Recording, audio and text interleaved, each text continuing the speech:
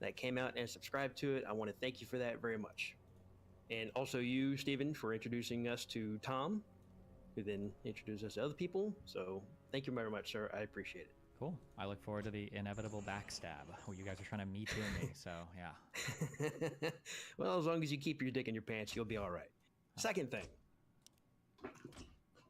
I'm not an expert on many things. But you are an expert on one thing, being short. Huh? Well, okay, all right. I am an expert on two things: guns and short. Oh, shit. I thought you were going to come in and talk about the message you sent me a few days ago. That wasn't a random insult. Sorry. Go ahead. The third thing. Go ahead. Well, okay, yeah, I could also talk to you about that, you motherfucker. Anyway, but other than that, I am a funny person. Baker is a funny person.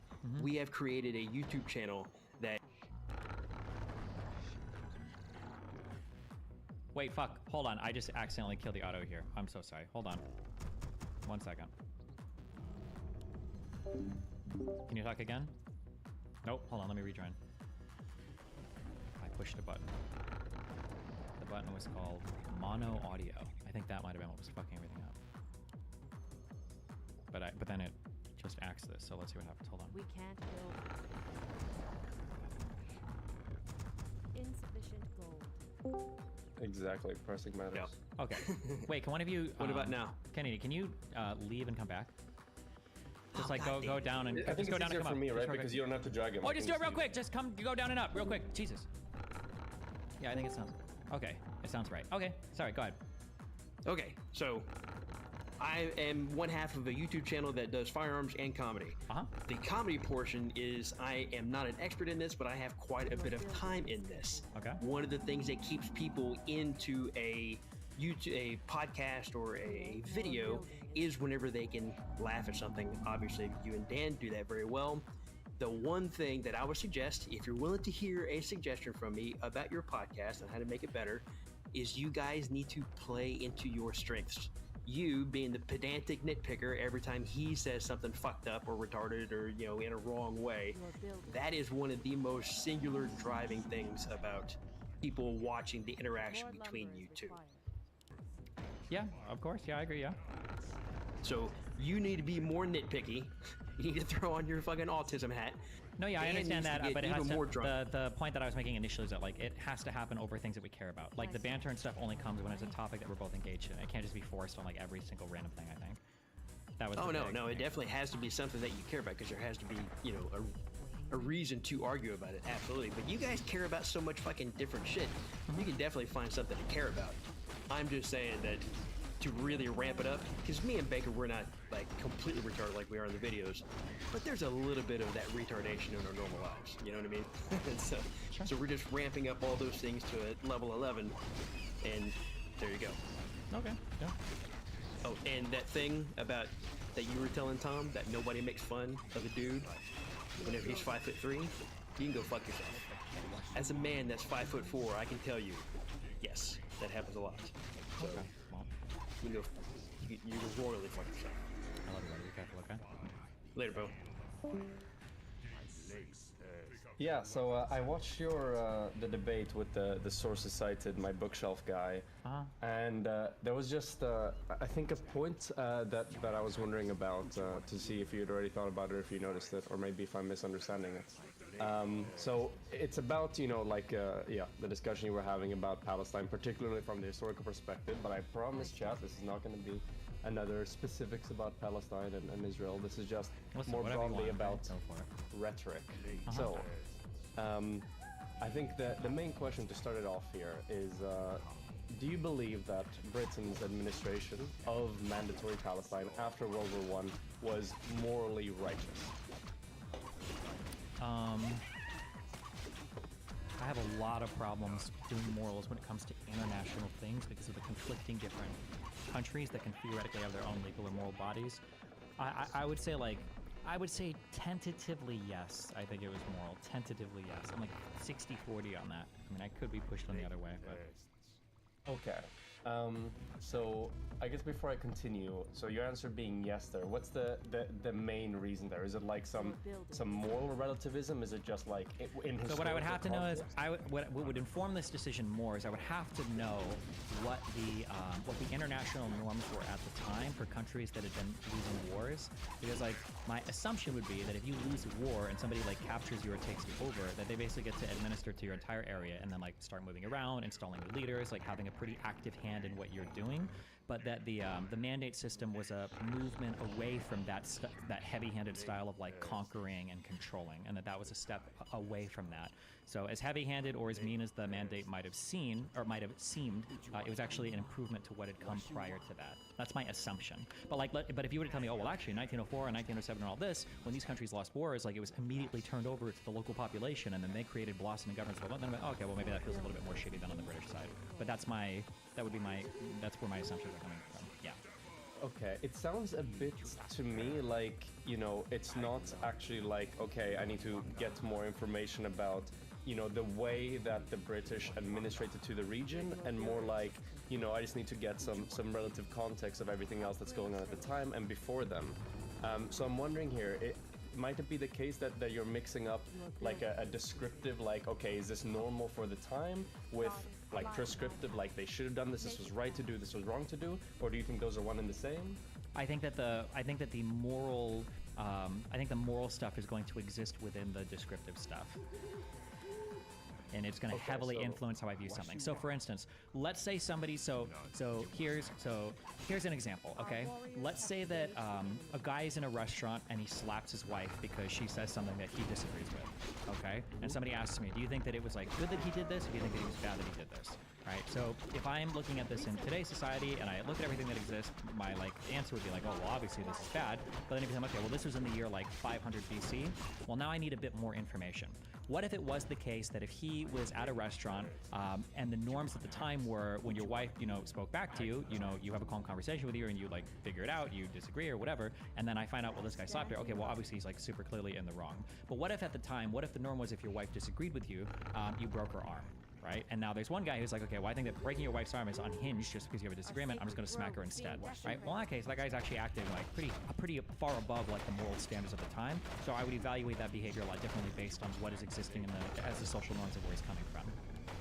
Okay, so you would evaluate it relatively, essentially. Yes, That's of what course. we're hearing. Yeah. Okay, cool. So then I think I have 2 points here then on that. So this specifically has to do with if anyone wants to see what particularly I'm talking about, just like a 20-second sequence from 2 hours 43 minutes and 4 seconds to 2 hours 43 minutes and 25 seconds, where you're talking about, you know, the right. Are you gonna link? Wait, real quick. Are you gonna British- shoot a link to the video or? Oh, if you'd like, I can. You can take a look at it first. Otherwise, I have it like transcribed here a bit, so I could just go over it verbally. Oh, never mind. Okay, yeah, that's fine. Then. Go ahead. Yeah. Okay, perfect. Yeah. So I guess the first thing would be, let's open. Your building is Okay. in position. So with regards to like evaluating things in a relative way, actually no.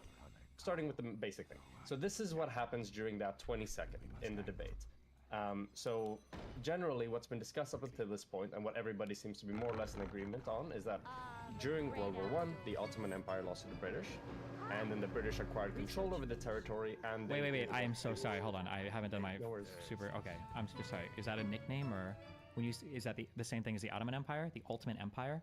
Oh no, did I misspeak? Okay, well fuck. Ottoman. Oh, you might have said that. I'm sorry. I might have just misheard you. I'm sorry. It sounded like you said the Ultimate Empire, but you might have just said One of Ottoman us Empire. My bad. misheard, fucking whatever. You're fine. okay? You're fine. That's I heard Ultimate Empire. You said Ottoman Empire. Okay, go ahead. Yeah, shit. Okay, so new debate tactic drop, by the way, just accused of Misspeaking. Yeah. True. So yeah, during World War I, the Ottoman Empire lost to the British, and then the British acquired control of the territory, and they did what they wanted with it. Then, you know, the first guy who was there, Dominic, he summarized your position, and he said, so Destiny, you believe that basically because the Ottomans own this land, and then, you know, technically anyone can take it over, and the implication is take it over and do what they want with it.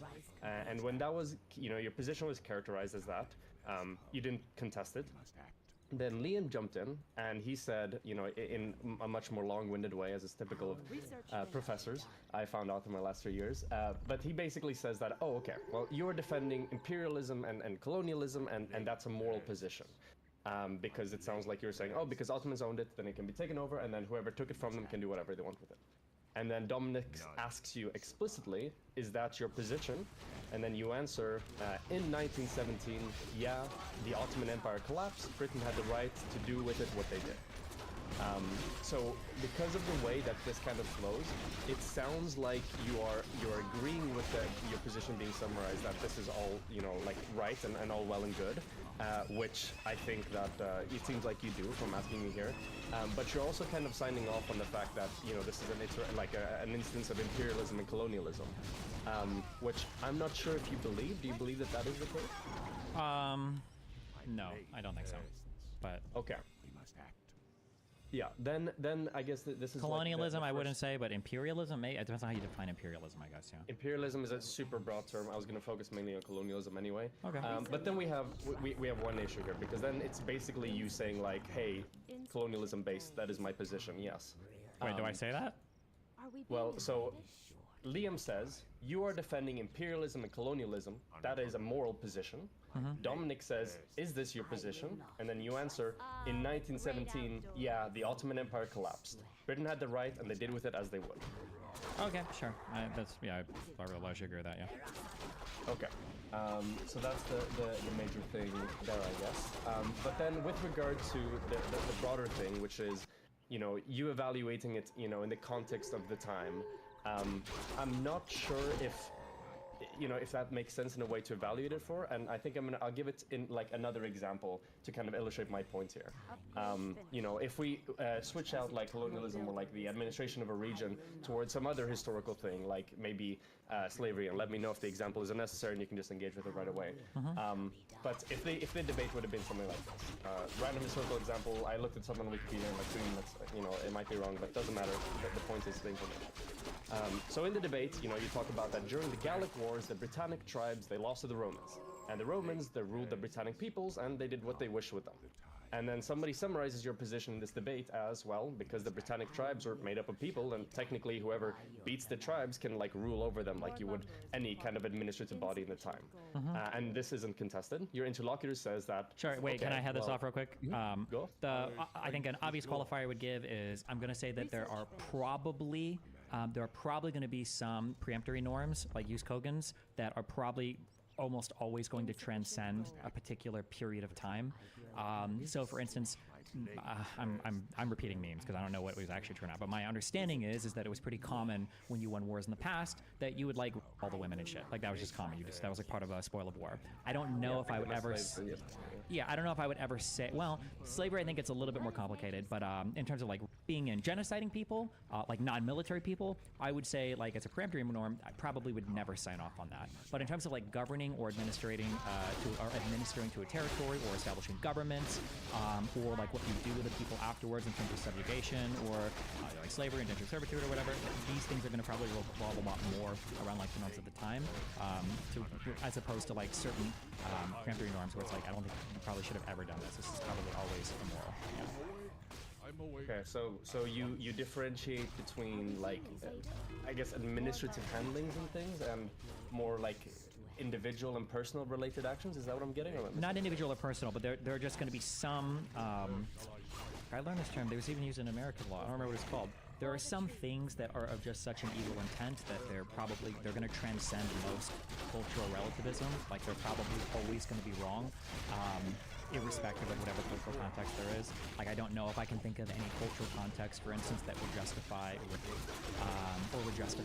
like murder, where murder is just like they're just killing somebody because they're irritating to you, or would justify like genocide. These are probably going to be like use Kogan's like preemptory norms that you should never ever violate these things. Yeah, even if they might be relatively normal at the time. Yeah. Okay, so you have like one category of bad things that you don't apply this relativist standard to at all. It's just always bad, and then a bunch of other stuff that falls under that. Yeah, malum in se is the Latin I think we use in the U.S. justice. But yeah, go ahead. Okay, I see. And this kind of like relativizing of certain portions of moral behavior, Is this only something you do when like looking into the past for historical examples, or is this something you do now as well for like contemporary, like more political or moral discussion? What do you? Can you say that again? Are you saying that like would I use relativistic analysis now, or would I only use relativistic analysis in the past?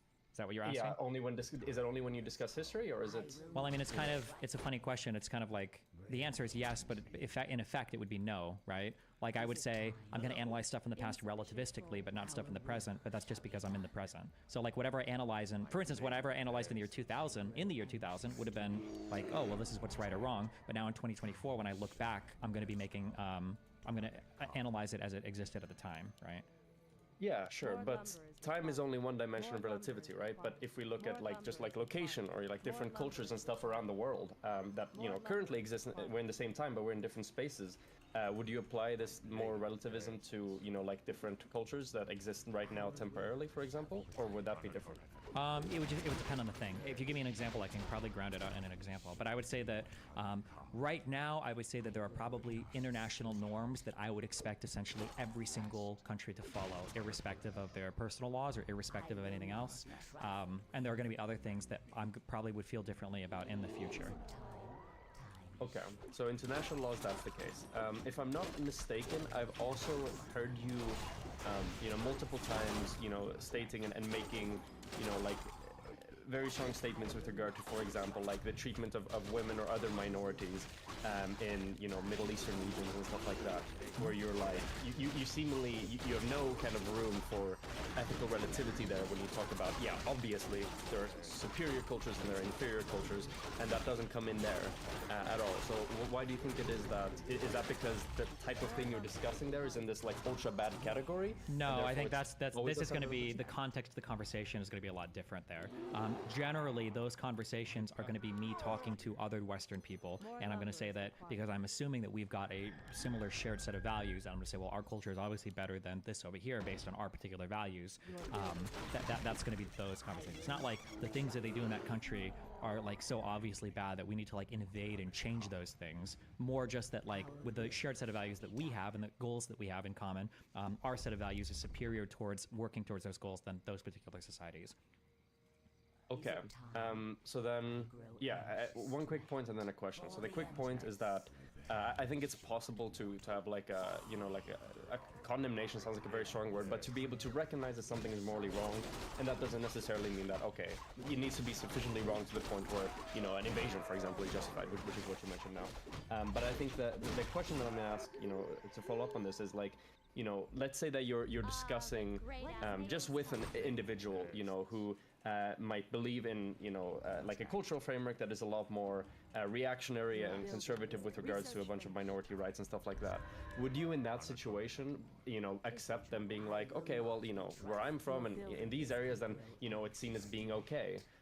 Because now it's not like you're talking to somebody who shares your culture and you're like starting from that common ground. Now you're starting from a different ground. But would you accept that like relative excuse or argument for that behavior then, or would if he's describing his own culture, sure, yeah. Okay, so okay, that's interesting. Personally, I don't think that relativity. I don't think that's an argument that I would accept if I'm having an argument with somebody. Do you think that like should every single country on the planet share the same like laws? I think laws, we're taking it one step further, but I will say this, and I would be surprised if you disagree. I have my ethical principles and my moral prescriptions and frameworks that come from that, and I believe it would be better, the world would be better if everybody acted in such a way that was in support or that matched with these ethical principles and moral foundations. I don't think I necessarily disagree with you, but the issue is that everybody thinks that about their own ethical principles. So, yeah, but you would never. But at some point you still need to be able to empower yourself to make prescriptions. But it sounds like the way you're empowering yourself, because I mean, obviously you're a hyper prescriptive individual, right? You're doing these streams, you do all this political engagement. You're trying to affect and cause change in terms of affecting outcomes that you think is ethical more than the average person ever could. So in that situation, you are still absolutely like empowering yourself to exercise and believe that, you know, your morality is the best. But am I correct in understanding that that only extends to what, like, you know, the United States or like United States, Europe, or where do you draw the line there? Because I don't know if you can draw a line there. Because yeah, it's super easy to draw a line. It's going to depend on the context of the conversation you're having. If I'm having a conversation relating to Israel-Palestine, I'm going to exclusively be invoking international norms and international law.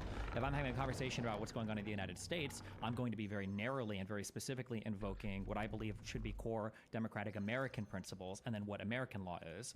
If I'm having a conversation about the norms in another country, I'm only going to be speaking with respect to, you know, what I think, what international legal things that they have obligations to. Yeah, that's it. So I'm never going to go on a big rant. Like I might say something like, oh, I think that the Saudi-led coalition against Yemen is wrong, and I might say that it's wrong with respect to the rules that we have governing internationally the laws of armed conflict. But I wouldn't say, oh, Saudi Arabia is wrong because they don't let women vote or whatever. I know it's a monarchy, but like if that was like a thing, if they had a direct say, I wouldn't say they're wrong for not letting women vote because I don't think that well, there might be for women voting, for not letting women drive. Let's say that. I wouldn't say that they're wrong for that because it's not my country. They're not my values. It's not me. It's not for me to go and say. And if they're not like breaking any peremptory norms or anything, then it's whatever. They can run their shit how they want to run their shit. Okay, so just to make sure I understand, so for you, that like the question, like, you know, what is your opinion or what is your judgment on, you know, X cultural practice in a culture that, you know, you have no belonging or connection to?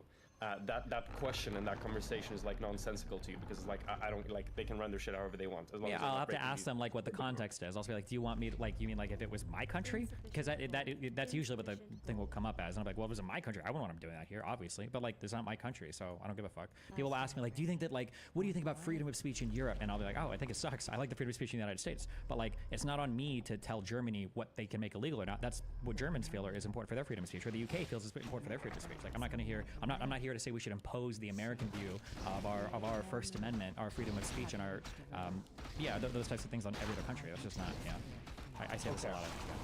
I'm having like a brain blast back to like a very old video of yours where you have like MS Paint and you draw up some things for your like whatever meta-ethical framework and stuff. Oh boy. But I think maybe this is where it comes from. So do you believe that, you know, fundamentally like your ethical system and your morals aren't really, you know, universal? How the fuck universalizing, but like as a property, universalizable? I don't fucking know. You know what I mean? Yeah, I would hope they are. Yeah. Okay, but if they are universalizable, and you believe that, you know, do you believe that the world would be better off as a whole if more people held the same? Yeah, I would say so. 100%. Yeah.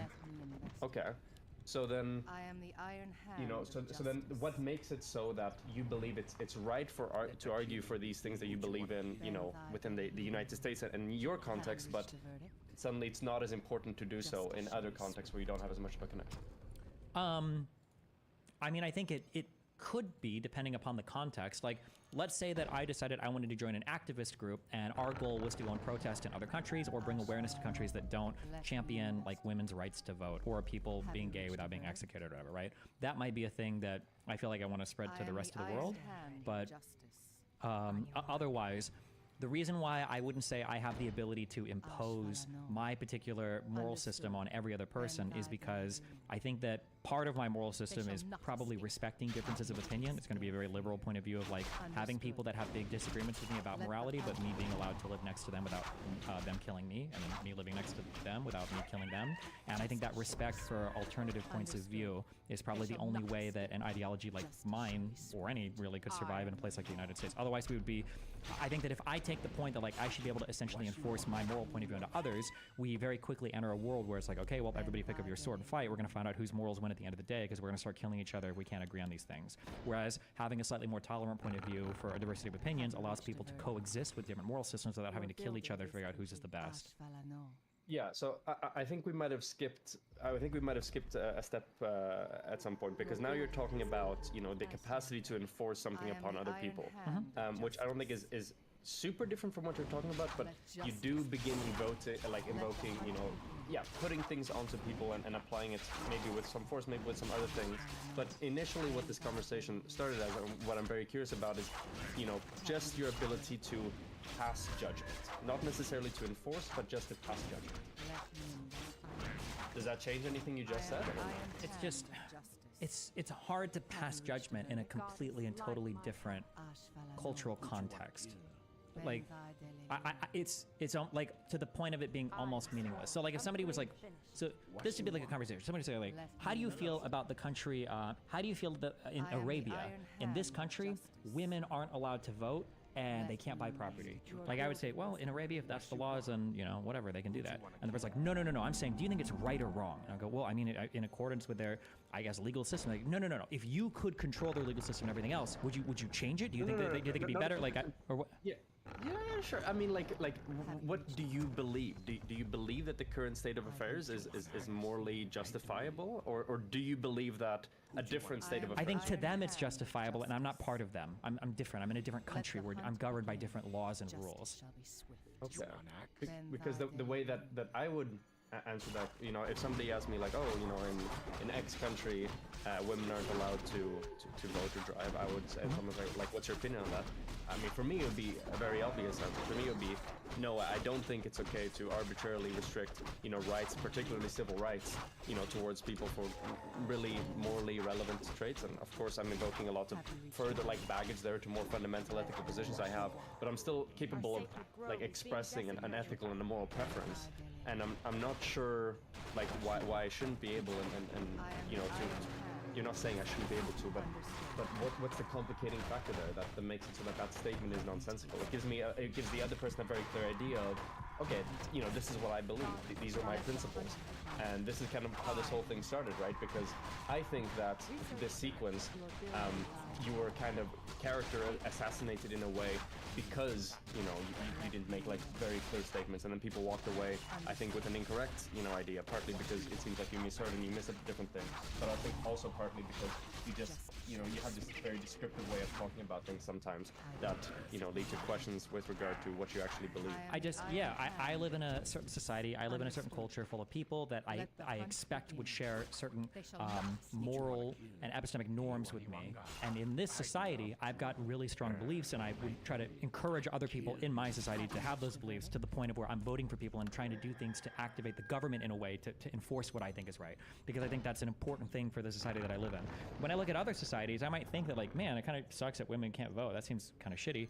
But I don't know if I would go as far as to say, like, this is morally wrong or incorrect, because the way that you govern this area is a way that I disagree with. Like, that's their country. What if, like, let's say, what if all of those people were part of the religion of, like, Stanislam, and all of them were part of the religion of Stanislam, and in Stanislam, women just aren't supposed to have a voice in government, so all of them disagree with the idea that women should vote, so they just don't vote.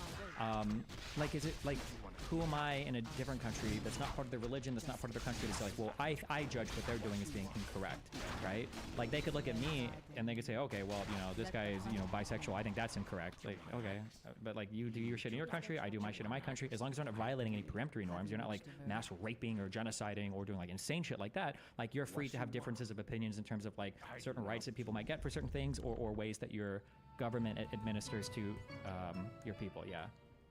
Yeah, but ideally, you know, I think if we always retreat to you're doing your thing and I'm doing my thing, we kind of lose the ability to, you know, like, make evaluations and engage in cross-cultural advocacy for things.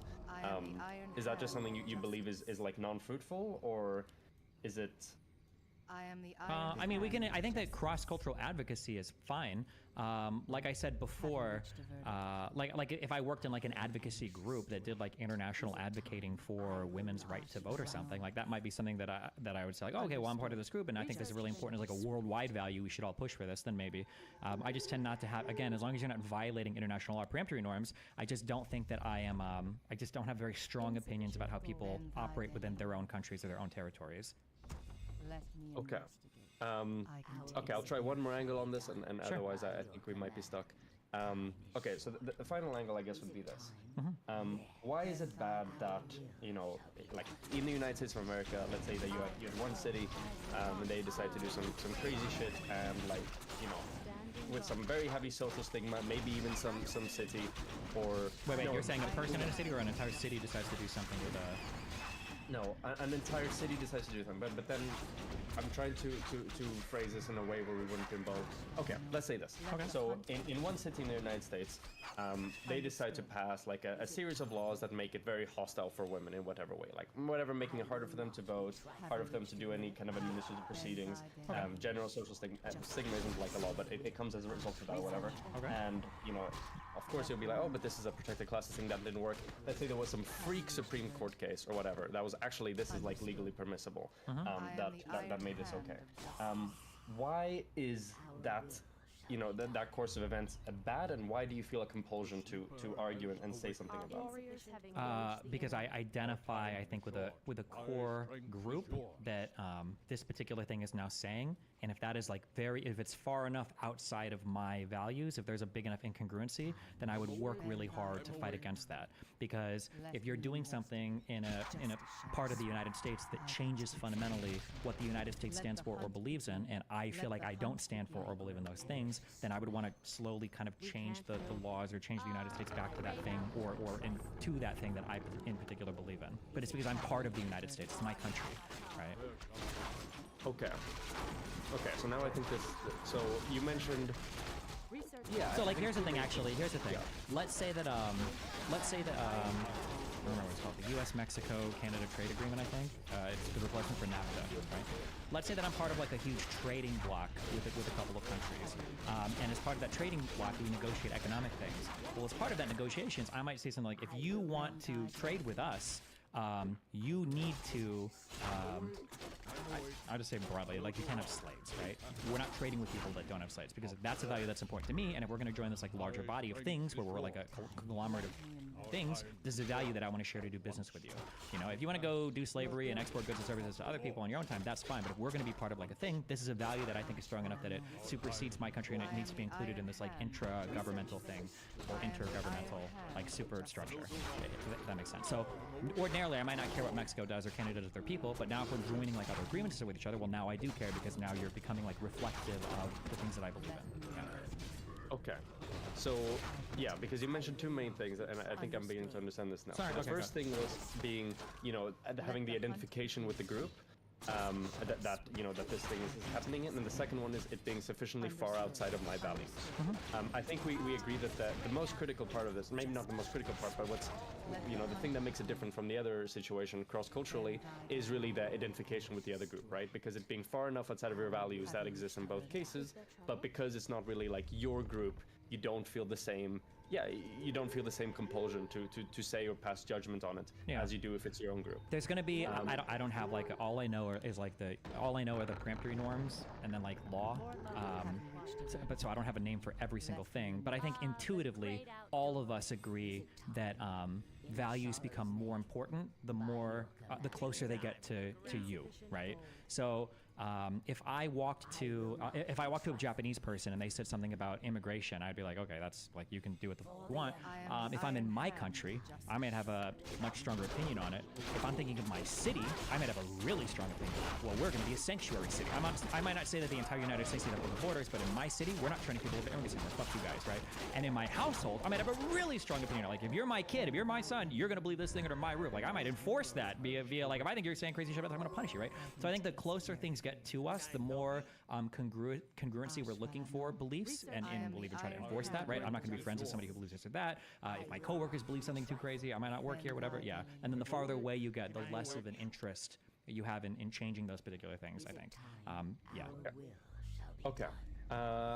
So from me, the way that, and I think this informs my main thing, you know, with this, and I 100%. Wait, real quick. Yes. Do you agree with that, or do you disagree with that rough summary? So yeah. Okay. So I agree that the proximity effect is absolutely there. Like, you know, it's absolutely the case that we have a greater degree of consideration. Now, I think that there is a difference between, you know, do we have a higher emotional need or like engagement with something versus does it make it, you know, more or less, you know, righteous to care about? And the way personally, you know, that I would handle this is, I think that there is a certain degree of proximity where it actually substantively changes the ethical calculation of things. So what I mean by this specifically is that I think, it's okay to have a higher moral evaluation of, for example, your close friends, your family members, your lovers, than a random person. If you're approaching this from an entirely non-proximity thing, you'll be like, oh, but these are all identical, this is all the same thing. But I think that there is actually value in valuing those closer, because I think, in a society where there is a higher degree of moral consideration to those closer to you, I think it's more conducive to the emergence of support systems and stuff like that for people who need it. That wouldn't be there if everyone cared about everybody else equally. However, I think outside of that very close and tight proximity, broadly, I think that there's a pretty much an equal degree of compulsion to pass judgment or to take action, whether it's, somebody living on the other side of the country where I'm in right now, or somebody living, on the other side of the world. So to answer my own question that I asked before, like, how do you arrive at feeling that something should be done here? I would arrive from it, rather than censoring kind of myself in this, like, oh, I identify with the group, it's far enough outside of my values, it would be, sure, I have my system of, whatever, suffering and stuff like this is not a very good thing. The people that are over there are just as sentient and capable of suffering as I am or as anybody else is. And I believe that this thing that is going on there is causing, suffering or a lack of happiness or whatever. And therefore, I believe that something should be changed. So to me, I'm censoring the kind of like target in that thing rather than myself. And I think that's where the divide might be. Can you explain that last part? What do you mean you're censoring the target instead of yourself, or what do you mean by that? Centering, yeah. Because when I'm, the way that you answer the questions, like, and this might have just been because you came into it and like thinking about it in a different way because of the way I phrased it or whatever. So you can feel free to correct me if I'm wrong. But the way that you answered that was like, okay, I feel like I have a compulsion to do something in the city example of the United States because, I identify with this group, this is my group, it's far enough outside my values, and it changes something about the US, the group I'm a part of, that I disagree with. Sure. If I were to answer that question, it wouldn't really necessarily have to do anything with my identification in a group. It would just be like, okay, I have this ethical framework. I believe that this individual is suffering or leading a worse life because of this policy or this thing that's going on, and therefore we should change it, kind of irrespective of my position with regard to that person. Does this require, do you feel like you believe in some like absolute moral framework? No, I don't believe in objective morality, if that's what you're asking. Okay, so then let's say there's a country across the street from you and you live across the street in your own country, and on their side, they say something like, we want to eradicate homosexuality from the country because we think it's worse for literally everybody. There's like a spiritual decay when homosexuality exists. How do you fight for, how would you argue to them, well, look, you guys are worse off because of this? And they're like, you're absolutely incorrect. Like, literally, our Stanislan religion says that, like, you're wrong. Like, how would you argue that to them? Like just like more broadly, like as a movement, how would you get across that, or as an individual? Or like logically, rationally. Like, let's say somebody's like, okay, well, fine, put forth a good argument for it, and then we'll do it. If you we're all perfect logisticians, and if you argue it well, we'll all adopt your framework since that's what you want. Yeah. So first, to acknowledge this right at the gate, it's not possible to convince everyone. Far from it, and I understand that. The way that I would probably typically go about it is try to get to a most fundamental part that we can agree. Yeah, so like the problem is that the most fundamental part, and some of these things might they might be axiomatically rooted in some religious faith, and then how do you deal with that? Yeah, so that might be the case, and then it's going to be very difficult to convince this person. Of course, there are other things like sociological effects that you can demonstrate where, if you focus on society as a whole and you make sure that, for example, gay people aren't going to be fucking like assaulted in the street or whatever the fuck. If you just have like situations in which people feel more capable of being, for example, like